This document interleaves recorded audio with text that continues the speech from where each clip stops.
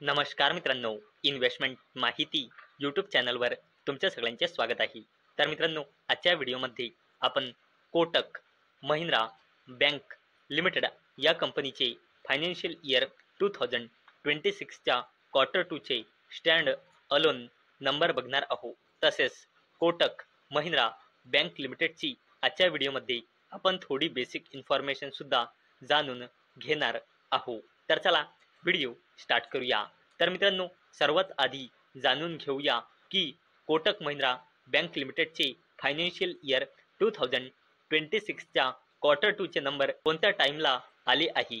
तर मित्रांनो, कोटक महिंद्रा बँक लिमिटेडचे क्वार्टर 2चे नंबर 25 ऑक्टोबर 2025 म्हणजे आज शनिवारी दुपारी जवळपास 12:15 वाजता आले आहे.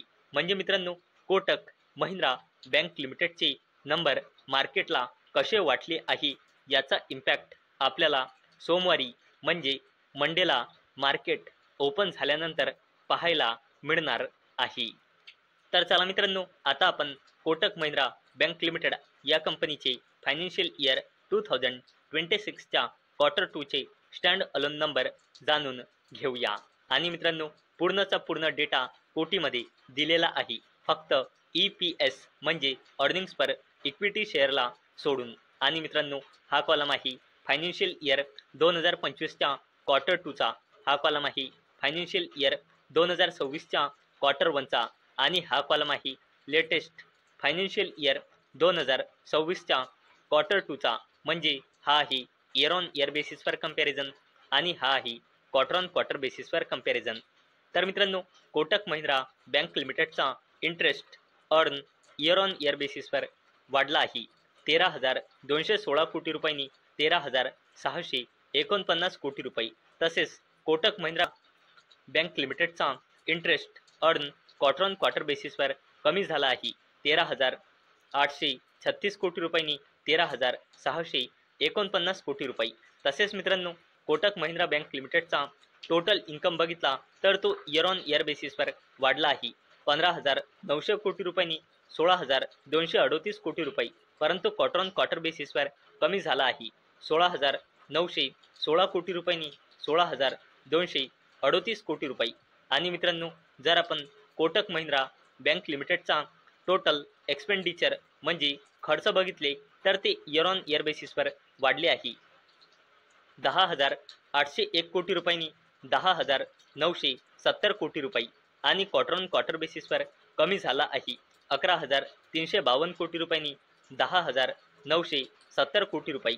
आणि मित्रांनो, जर आपण कोटक महिंद्रा बँक लिमिटेडचा प्रोव्हिजन बघितला तर तो इयर ऑन इयर बेसिसवर वाढला आहे 660 कोटी रुपयांनी 947 कोटी रुपये.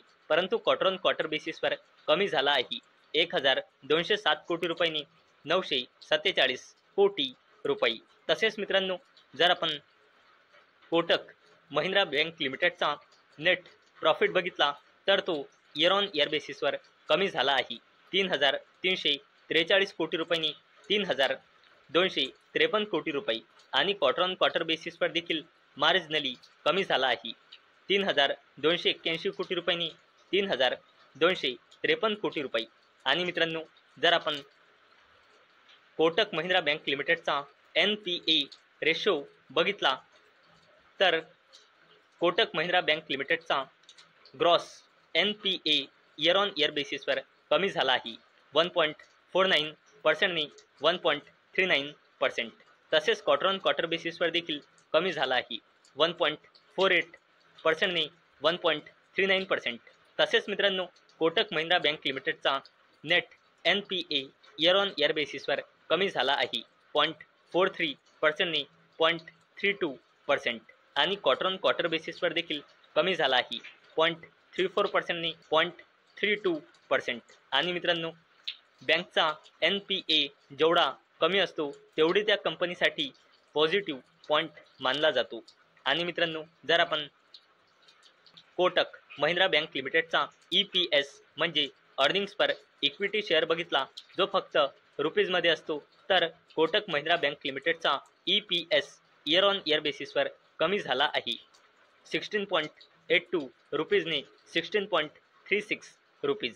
तसेच क्वार्टर ऑन क्वार्टर बेसिसवर देखील कमी झाला आहे. 16.51 रुपीजने 16.36 रुपीज. आणि मित्रांनो, कोणत्याही कंपनीचे जेव्हा आपण नंबर बघतो तेव्हा त्या कंपनीचे 3 इम्पॉर्टंट पॉईंट बघणे खूप इम्पॉर्टंट असते. पहिला म्हणजे NPA, त्यात येते ग्रॉस NPA आणि नेट NPA. दुसरा P म्हणजे प्रॉफिट आणि मित्रांनो तिसरा P म्हणजे प्रोव्हिजन. आणि मित्रांनो हे 3 पॉईंट बघणे कोणत्याही बँकच्या रिझल्टमध्ये इम्पॉर्टंट असते. आणि मित्रांनो जर आपण कोटक महिंद्रा बँक लिमिटेडचा शेअर होल्डिंग पॅटर्न बघितला तर अवेलेबल डेटानुसार या कंपनीमध्ये प्रमोटर्सची होल्डिंग आहे 25.87%, FISची होल्डिंग आहे 29.75%, BISची होल्डिंग आहे 32.02% आणि पब्लिकची होल्डिंग आहे 12.35%. आणि मित्रांनो जर आपण कंपनीचा पूर्ण फायनान्शियल इयरचा परफॉर्मन्स बघितला तर कोटक महिंद्रा बँक लिमिटेडचा रेव्हेन्यू पूर्ण फायनान्शियल इयर 2023 मध्ये होता 34,251 कोटी रुपये. फायनान्शियल इयर 2024 मध्ये होता 45,799 कोटी रुपये आणि कंपनीचा रेव्हेन्यू फायनान्शियल इयर 2025 मध्ये होता 52,920 कोटी रुपये. आणि मित्रांनो कंपनीचा नेट प्रॉफिट पूर्ण फायनान्शियल इयर 2023 मध्ये होता 10,939 कोटी रुपये. फायनान्शियल इयर 2024 मध्ये कंपनीचा नेट प्रॉफिट होता 13,782 कोटी रुपये आणि कोटक महिंद्रा बँक लिमिटेडचा फायनान्शियल इयर 2025 मध्ये होता 16,450 कोटी रुपये. आणि मित्रांनो जर आपण कोटक महिंद्रा बँक लिमिटेडची स्टँड अलोन बॅलन्स शीट बघितली तर कंपनीचा रिझर्व अँड सरप्लस लगातार वाढत आहे. जवळपास 82 कोटी रुपयांनी जवळपास 96 कोटी रुपये आणि करंटली आहे 1,15,000 कोटी रुपयांपेक्षाही जास्तीची. तसेच करंटली कोटक महिंद्रा बँक लिमिटेडचा डिपॉझिट आहे जवळपास 5 लाख कोटी रुपये. बॉरोइंग आहे जवळपास 50,000 कोटी रुपये. तसेच मित्रांनो जर आपण पुढे बघितले तर ॲसेट क्वालिटी बघितली तर कोटक महिंद्रा बँक लिमिटेडचा ग्रॉस NPA लगातार कमी होत आहे. 2.34%ने 1.80%, नंतर 1.39%ने 1.40%. आणि मित्रांनो रिसेंटली कोटक महिंद्रा बँक लिमिटेडचा ग्रॉस NPA थोडा वाढला आहे 1.39%ने 1.40%.